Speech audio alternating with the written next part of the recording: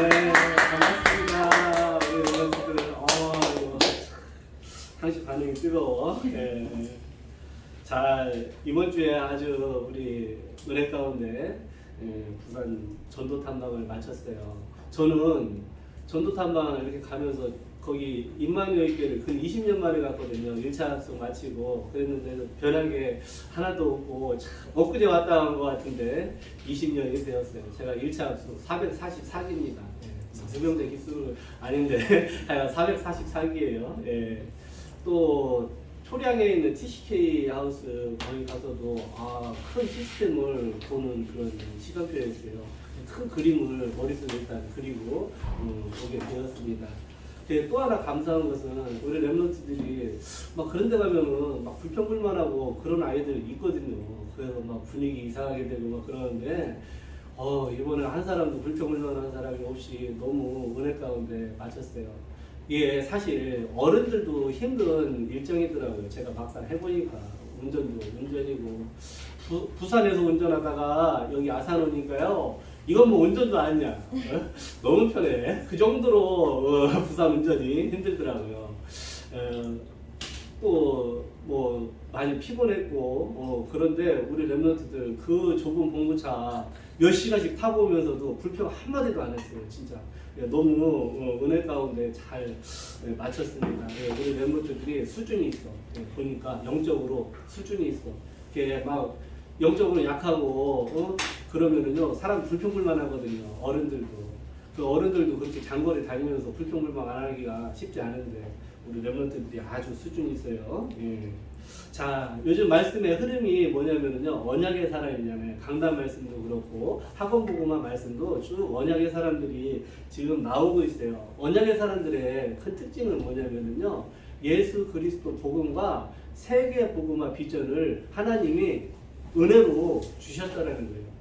하나님께서 아브라함을 부르셔가지고 너로 말미암아 천하 만민이 복을 받을 것이라. 또 그리스도 오실 가나안 땅으로 딱 인도를 하셨어요. 부르시면서 바로 언약과 비전을 주신 거예요. 이삭은 아예 어려서부터 모리아산에서 자기 자신 대신에 순양해 주는 그런 복음을 완전히 각인시켜 버렸어요. 그런 이삭은 진짜 아무 뭐 거의 노력도 없이 하나님께서 주시는 일방적인 축복과 은혜로 삶을 살았다는 거예요. 우리 랩런트들의 삶이 그러하다는 거예요. 하나님께서 축복하신 자를 세상은 막을 수가 없다는 거예요. 그런 이삭이 이제 결혼할 나이가 딱 되었습니다. 네, 40살이 돼가지고 결혼을 하는데 성경에서 나오는 결혼 중에서 가장 아름답게 표현된 결혼이 이삭과 리브가의 결혼이에요. 보니까 이삭이 저녁록을 질 때 딱 묵상을 하고 있는데 자기 나이 많은 종이 리브가를 그 메소포타미아에서 데리고 오잖아요. 그때 하나님을 묵상하던 이삭이 리브가를 맞이하는 그런 내용이 창세기에 보면 기록이 되어 있어요. 우리 랩런트들 그런 딱 그림을 그리셔가지고 머릿속에 각인시켜 놓으세요. 나 이런 결혼을 하겠다. 그래가지고 꼭 이삭처럼 말씀 묵상하는 가운데 배우자를 만나시기 바라겠습니다. 자, 그런 이삭이 딱 리브가와 결혼을 해가지고 이제 임신을 했어요. 임신을 했는데 뱃속에서 막 싸우는 거야. 일단 혼자 싸우지는 않겠죠. 둘이 있으니까 싸우겠지. 쌍둥이인 거예요. 리브가가 막 기도를 했어요. 하나님 이게 무슨 일입니까? 기도를 했더니 하나님께서 답을 주셨어요. 거기에 두 민족이 있다라는 거예요. 두 사람이 아니고 두 민족이 있다라고 말씀을 하세요. 즉 야곱과 에서를 통해서 두 민족이 나뉘어질 것을 하나님이 리브가에게 말씀을 주신 거예요. 또 가장 중요한 말씀을 주셨는데 뭐라고 하셨느냐? 큰 자가 어린 자를 섬길 거라는 거예요. 쌍둥이가 나올 것인데 형이 동생을 섬길 거라는 그런 말씀을 주셔요. 거기에는 아주 의미가 있어요. 왜냐? 야곱이 비록 동생으로 태어나지만 장자권이 야곱에게 갈 것이라는 말씀이 거기에 들어있는 거예요. 리브가가 그 말씀을 받자 이런 생각이 들었어요. 당연히 야곱을 더 사랑하고 에서를 이호했다라고 성경에는 기록되어 있어요. 근데 어제 말라기 읽다가 깜짝 놀랐어요. 말라기 1장에 하나님이 똑같은 말씀을 써놓으셨어요. 내가 야곱을 즉 이스라엘 백성을 사랑하였고 에서는 미워하였다라고 나와 있어요. 이거 보면 하나님께서 왜 누구는 사랑하고 누구는 미워하십니까? 그렇게 생각할 수도 있어요. 그렇지만 그것이 하나님의 절대 주권이라는 거예요. 하나님께서는요 야곱을 언약의 백성으로 언약의 민족을 이룰 사람으로 택하셨다라는 거예요. 이와 마찬가지예요. 우리 렘넌트를 이 시대 살릴 렘넌트로 일방적으로 택하시고 부르셨다라는 거예요. 예레미야 선지자를 하나님께서 뱃속에 짓기도 전에 택하시고 열방의 선지자로 성결하여서 세웠다라고 말씀을 하시는 거예요. 에베소서 1장 4절에는 창세전에 그리스도 안에서 우리를 택하셨다라고 성경은 말씀하고 있어요. 우리가 노력해서 구원받고 하나님 자녀가 되고 렘넌트가 된 것이 아니고 하나님께서 창세전에 진짜 세상을 짓기도 전에 우리를 이미 택하셨다라는 거예요. 거기에 대한 우리는 확신을 가지고 이 시대 살릴 렘넌트로 서야지 돼요. 그 사실을 잘 모르잖아요. 그럼 좀 이따 나오겠지만 야곱처럼 조금 헤매는 일이 있어요. 자, 야곱이 이제 그렇게 태어났어. 그 성장을 했겠죠, 당연히. 그래서 한 사건이 일어나요. 일명 팥죽 사건입니다. 팥죽 사건. 야곱이 조금 여성스러웠나 봐요. 그래가지고 주방에서 팥죽을 막 끓이고 있었어. 그랬더니 에서는 사냥하고 막 털도 많고 아주 상남자 스타일인 것 같아요. 에서는 이렇게 사냥을 막 해가지고 오니까 너무 배고픈 거야. 그러니까 야곱이 팥죽 끓이고 있으니까 야 그거 붉은 것 좀 나 한 그릇 달라고 하니까 야곱이 거기서 야라고 하면 안 되지. 형 장자권 나한테 주면은 내가 이거 팥죽 한 그릇 줄게. 그렇게 거기서 장자권이 딜이 되는 거예요. 딜이 돼가지고 거기서 에서가 장자권을 팔아요. 여기서 에서를 보고 우리가 좀 교훈 삼아야 될 게 뭐냐면은요. 자기가 받은 그 장자권의 축복의 가치를 모르는 거예요. 우리가 영적으로 받은 축복을 모르잖아요. 그러면 사탄에게 다 빼앗겨요. 이와 마찬가지로 장자권을 팔았어. 자기는 그걸 경솔히 가볍게 여겼던 거예요. 근데 히브리서 12장에 보면은 이렇게 에서라는 사람을 이렇게 표현해요. 망령된 자라. 망령된 자. 한마디로 사리 분별이 정확하지 못한 사람이에요. 영적 분별력이 없는 사람이 에서였다라는 거예요. 그거 뭐 장자권 뭐 별로 의미 없어. 언약에 별로 관심도 없어. 영적인 거에 관심도 없어요. 뭐라고 그러니까 언약의 바통이 이어받을 그 장자권을 한마디로 소홀히 여겼다라는 거예요. 그럼 야곱은 잘했냐? 뭐 야곱도 잘한 것은 아니에요. 너무 영적 욕심이 많은 사람이야. 또 자기 인본주의, 자기 방법대로 했어요. 하나님께서 언약을 주셨으면은 내가 장자 당연히 될 것인데 기다리면 되는데 그렇게 하지 못했다라는 거예요. 또 두 번째로 그 집안에 큰 사건이 일어나요. 이제 이삭이 나이 많아서 눈이 잘 안 보이고 그러니까 죽을 때가 곧 된 걸로 착각을 했겠죠. 그래가지고 에서를 축복하겠다고 이제 불러요. 너가 사냥해가지고 맛있는 요리를 해보면 내가 그거 음식을 먹고 축복해 주겠다. 또 이삭은 에서를 사랑했대요. 야곱보다. 그러니까 사냥을 막 하러 간 사이에 리브가가 그 사실을 알고 야곱을 변장시키잖아요. 털이 많은 것처럼. 그래가지고 이삭에게 보내서 음식과 함께 가가지고 이제 에서가 받을 장자의 축복을 다 빼앗아요. 그러니까 이제 나중에 에서가 그 일을 알고 어떻게 했겠어? 죽이겠다라는 거예요. 자기 동생을. 그래가지고 이제 도망을 가요. 거기서 도망을 가다가 베델이라는 곳에서 사닥다리 쭉 그 하늘에 연결된 사닥다리를 봐요. 하나님이 거기 계신 보좌에 계신 하나님을 보게 돼요. 하나님이 서서 딱 이렇게 야곱을 내려다보고 계신 그런 모습을 보게 되는 거예요. 거기서 중요한 언약이 또 나오죠. 사닥다리가 뭐예요? 사닥다리? 사닥다리 하나님하고 연결된 사닥다리. 그게 뭘까? 오, 맞았어요. 예수 그리스도를 의미하는 거예요. 하나님 만나는 길, 그 사닥다리를 하나님께서 보여주세요. 그리스도 언약을 보여주세요. 그리고 거기서 중요한 약속을 주셔. 내가 너와 함께 하겠다라는 거예요. 하나님께서 그 막 생명 죽을 것 같은 위기 속에서 도망가는 야곱한테 하신 말씀이 맨 먼저 하신 말씀이 다른 말씀이 아니고 내가 너와 함께 하겠다라는 거예요. 우리 렘넌트들이 어떠한 어려움을 만나도요, 하나님이 나와 함께 하시겠다고 약속하신 것을 잊으면 안 돼요. 절대 하나님 안 계신 것처럼 행동해서는 안 된다라는 얘기예요. 어떠한 위기가 만나도 하나님은 우리 렘넌트와 함께 하시겠다라고 약속을 하셨다라는 거예요. 정말로 야곱과 또 함께 하셨고, 또 거기서 축복을 하세요. 땅의 모든 족속이 내 자손으로 말미암아 복을 받을 것이다라는 그 세계 복음화의 축복을 야곱에게 거기서 주셔요. 또 중요한 약속, 너가 다시 이 가나안 땅으로 돌아오게 하시겠다라는 거예요.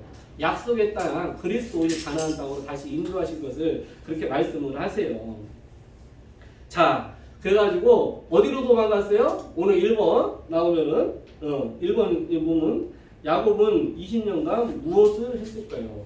그렇게 형이 죽일 것이다라는 그 두려움으로 도망갔는데 바로 외갓집으로 도망을 갔어요. 외갓집. 밧다마람이라고 하는 메소포타미아에 있는 그 아브라함의 고향, 자기 할아버지의 고향인 그쪽으로 도망을 가게 되었어요. 딱 도망가가지고 찾아간 사람이 당연히 외갓집으로 갔겠죠? 외갓집에 누가 있을까? 외갓집 가면 누구 있어요? 오, 맞았어요. 외삼촌이 계시겠지. 외삼촌 나반이라고 하는 분이 딱 하니 계셨어요. 근데 거기서 한 여자를 만나 야곱이 누구를 만났을까? 거기서 아무도 몰라요? 라헬을 만나요. 라헬을. 자기 이제 사촌이죠. 사촌. 외삼촌의 딸이에요. 레아하고 라헬 두 딸이 있어요. 외삼촌한테. 그러니까 나하고는 야곱하고는 사촌간인 거예요. 그런데 그 시대는 사촌간에도 결혼을 했어요. 예.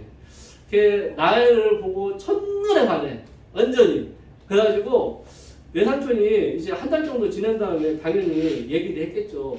야, 너 여기서 계속 할 건데 내가 너를 꽁으로 일 시킬 수는 없고 우리 임금 협상을 하자 하고 했을 때 야곱이 제시한 임금 협상이 뭐였냐면요.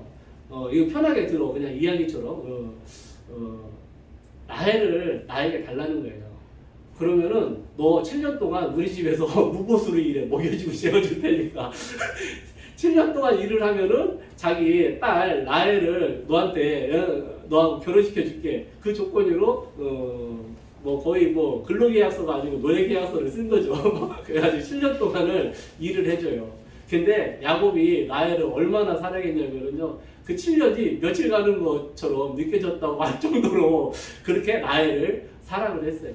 그래가지고 7년이 딱 됐으니까 이제 결혼 시켜달라고 했더니 이제 주로 저녁에 결혼식을 하나 보죠. 결혼식을 하고서 아침에 딱 눈을 뜨고 일어났어. 나의 사랑하는 라헬하고 딱 봤더니 라헬이 아니야. 그 언니 레아인 거예요. 한마디로 외삼촌이 야곱을 속인 거야.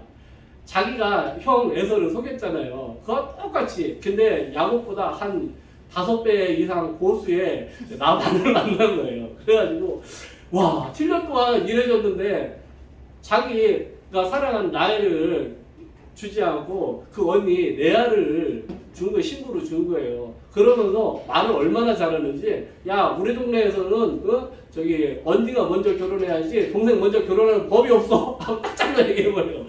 그러면은 너 라헬 줄 테니까 7년 더 일해. 해가지고 거기서 또 7년을 그러니까 14년을 무보수로 결혼을 위해서 나반을 섬기게 돼요.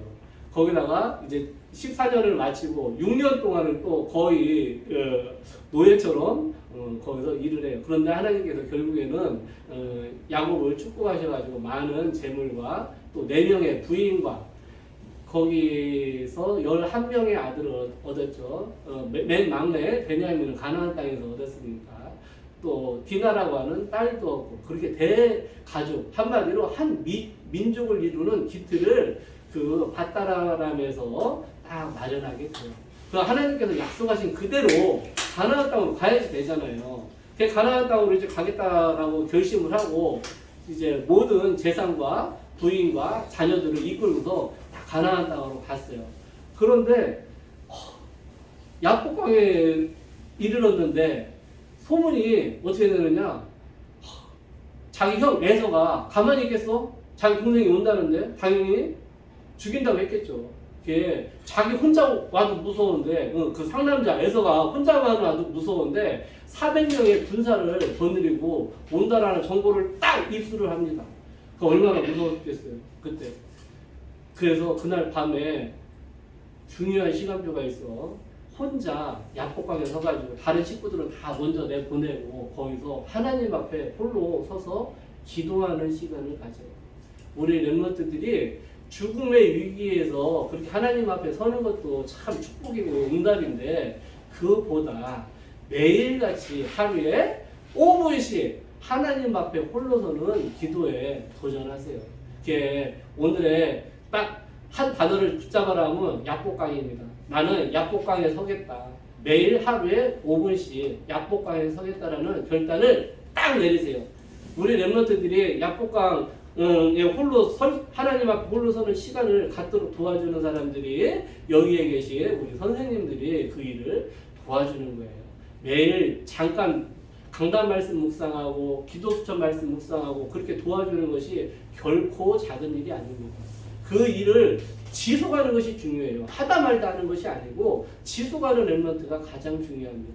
우리 이번 주에는 미션을 우리 가은이도 다 했고 지민이도 7번을 다 했어. 자, 그렇게 그 6년 동안 지속한다고 보세요. 내가 매일같이 강단 말씀을 6년 동안을 지속했어. 그 응답 그 자체가 응답이야. 하나님 앞에 홀로 설 수 있는 그런 훈련이 되었다라는 것 자체가 평생의 큰 응답으로 발판으로 된다는 거예요. 우리 렘넌트들이 날마다 야복강 앞에 홀로 서는 응답 속으로 들어갔어요. 그때 하나님께서 야곱의 이름을 바꿔주세요. 너 야곱이 아니고 이제 이스라엘이야. 이스라엘은 아까 우리 본문에서 읽었죠. 하나님과 사람과 대적하여서 이겼다라는 뜻이잖아요. 그런데 성경 속에서 가장 많이 나오는 단어가 예수 그리스도, 그 다음에 저는 이스라엘이라고 하는 단어일 것이다 라고 생각을 해요. 그만큼 성경에서 최고로 축복받은 사람이 이스라엘입니다. 그리고 지금 저기 중동 지역에 가면은 나라에 있어.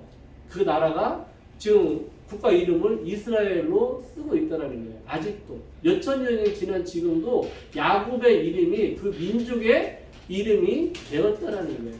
또 영적으로 따지면은요, 이스라엘 백성이 하나님의 백성이잖아. 우리 모든 믿는 사람들이요, 이스라엘, 영적인 이스라엘이에요. 하나님의 백성인 거예요. 그만큼 야곱이 야복강에서 큰 축복과 응답을 받았어요. 거기서 인생에 당연히 전환점이 된 거죠. 그러면은 야곱이 그 야복강에서 큰 진짜 이스라엘로 바뀌는 응답을 받았는데 세 번째에 나오죠. 야곱이 받은 가장 큰 축복은 무엇일까요? 이런 질문이 있어요. 야곱이 거부가 됐어요. 아주 큰 부자가 되었어요. 또 부인도 4명이나 돼가지고 자녀는 아들이 12명입니다. 딸이 1명입니다. 또 이스라엘의 축복을 받았습니다. 그런데 더 큰 진짜 성경에서 말씀하는 야곱에게 가장 큰 축복이 무엇인지 거기에 대해서 딱 질문을 했을 때 저는 이 문장을 보고요. 한치의 망설임도 없이 이것이 야곱이 받은 가장 큰 축복이라고 딱 붙잡았어요. 그것이 뭐냐? 야곱이 평생에 제자를 만났다라는 거예요. 제자를 찾았다라는 거예요. 그 12명의 아들 중에서 11번째 아들인 요셉, 그가 하나님이 보내신 제자라는 거예요. 그래서 17살이 되기까지 17년 동안을 집에서 미션을 하면서 요셉에게 언약과 비전을 전달을 했어요. 요셉이 어려서부터 하나님의 비전을 꿈으로 꿀 만큼 언약을 누린 사람이 요셉이었다라는 거예요. 그 야곱이 그 요셉을 만났을 때 얼마나 기뻤을까요? 자기의 모든 것을 다 투자해가지고 언약을 전달을 했겠죠. 우리 이번 2024년도에는 우리 선생님들이 도전해야 될 게 집에서 제자를 양육하는 거예요. 그것이 미션업입니다. 미션업에 다들 도전하셔가지고 우리 랩런트들 요셉처럼 딱 언약 전달해가지고 키워주시길 바래요. 제가 받은 최고의 응답 또한 우리 랩런트들 속에 제자들이 일어나고 있는 것이 제가 받은 가장 큰 축복이에요. 우리의 그 천국 갔을 때 최고의 면류관이 무엇입니까? 우리를 통해서 복음 받은 사람, 또 우리를 통해서 복음으로 확립된 제자들이 하나님께서 우리에게 주신 최고의 면류관인 거예요. 우리가 축복의 기준을 여러 가지로 줄 수도 있습니다. 그렇지만 전도자에게 있어서 최고의 축복은 제자인 것입니다. 우리는 제자를 남기는 그런 전도자가 되어야지 돼요. 그것이 최고의 축복입니다. 자, 결론 1번 나의 정체성, 나는 시대살릴 랩런트입니다. 이 야곱이 그것을 잠깐 놓쳐가지고 아주 많은 고생을 했어요. 그런데 우리 랩런트들은 고생하지 마시고 나는 시대살릴 랩런트라는 확실한 언약을 붙잡고 살아가시길 바랍니다. 앞으로의 시대는 어떤 시대가 올까요? 지금 이미 와 있습니다. 앞으로의 시대는요, 정신병 시대예요. 마약 시대입니다. 자살 시대가 이미 와 있고 앞으로는 더 심해질 거예요. 요즘 미국 주식이 엄청 올라가고 있습니다. 작년부터. 그런데 그 원동력이 무엇이냐? AI입니다. 인공지능이라고 하는 거예요. 인공지능. 그런데 인공지능 하면 편할 것이요. 편하죠. 작사, 작곡 그런 거 다 인공지능이 합니다. 영화도 인공지능이 만듭니다. 예, 병원 진료도 인공지능이 합니다. 그러면은 사람이 할 수 있는 게 저는 옛날에 아무리 인공지능이 있어도 창의적인 것은 못하겠지 했는데 아닙니다. 인공지능이 창의적인 거 더 잘합니다. 기자도 이제 필요 없습니다. 모든 정보를 취합해가지고 기사를 쓰는데요. AI 인공지능이 쓰는 기사가 더 잘 씁니다. 예, 오류도 없고요. 자, 이게 뭐냐? 앞으로 사람이 굳이 생각하지 않아도 된다라는 거예요. 하나님께서 우리 인간에게 생각할 수 있는 능력을 주셨는데 그 생각할 수 있는 능력을 쓰지 않는다면 당연히 정신 문제가 올 수밖에 없죠. 또 하나 지금 미국 주식 중에 뜨고 있는 게 뭐냐면요. 메타버스입니다. 엊그제 마크 저커버거가 우리나라에 왔었어요. 예, 만나자고 했는데 제가 바빠가지고 못 만났습니다. 예, 다들 반응을 없네. 그 사람이 왜 페이스북에서 회사 이름을 메타로 바꿨을까요? 자기 회사는 앞으로 메타버스 회사로 가겠다라는 것입니다. 메타버스가 무엇일까? 메타버스. 대충 얘기하면 딱 가상현실입니다. 가상과 현실이 분간되지 않는 그런 세상을 만들겠다라는 거예요. 이게 가상인지 실제인지 모르도록. 그런데 제가 아는 두 종류의 사람이 가상과 현실을 잘 구분하지 못합니다. 네, 두 종류의 사람이. 첫 번째 사람은요, 정신병이 있는 사람들이 가상과 현실을 분간하지 못합니다. 또 두 번째 부류 사람은요, 마약을 하는 사람들이, 마약 중독자들이 가상과 현실을 분간을 못해요. 그런데 마약을 하지 않아도 정신병이 아니어도 가상과 현실을 분간하지 못하는 그런 세계를 보여주겠다라는 것이 메타버스라고 생각합니다. 앞으로는 많은 사람들이 그런 정신 문제로 시달릴 것이 틀림없어요. 우리는 이거 공부하지 말라는 얘기 절대 아닙니다. 공부는 당연히 해야지 되는데, 우리는 이미 가장 큰 인생의 답을 가지고 있어요. 예수는 그리스도라고 하는 답을 가지고 있기 때문에 아무리 성공하고 뭐합니까? 정신 문제로 고통당하고 시달리고 있는데 인생에 답이 없는데요. 그 사람들이 복음 가진 우리에게 찾아올 수밖에 없는 그런 시대가 온다는 것입니다. 그렇기 때문에 우리 랩런트들은 가장 먼저 영적 서밋이 되어야지 되는 거예요. 그리고 하나님께서 우리를 이미 내가 인식하지 못할지라도 야곱처럼 자기가 받은 축복을 모를지라도 하나님께서는 우리를 시대살릴 랩런트로 세우셨다라는 것을 잊지 말아야지 됩니다. 그렇다면 이스라엘이 실수한 게 있습니다. 그 사람들은 우리만 하나님이 택하신 선민이다라고 하는 선민 사상에 빠져가지고 복음을 전하지 못했습니다. 세계 선교를 하지 못했어요. 우리는 성경에서 좋은 점도 배워야지만 잘못한 것도 우리가 보고 그것을 거울로 삼아서 교훈으로 삼아서 우리는 응답국으로 들어가야지 되는 것입니다.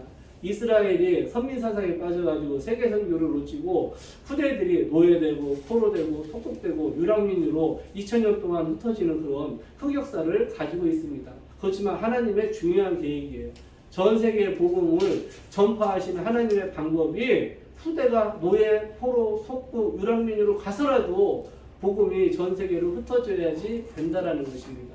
한마디로 세계 복음화는 반드시 어떤 방법이든 하나님이 이루신다라는 거예요. 억지로 우리가 끌려갈 것이냐, 진짜 언약 붙잡고 렘넌트를 갈 것이냐, 그것은 우리가 결단을 해야지 되겠죠. 우리는 237, 5천 종족 딱 마음에 품고 세계 선교에 도전하는 렘넌트가 되어야지 되겠습니다. 이상으로 말씀을 마칩니다.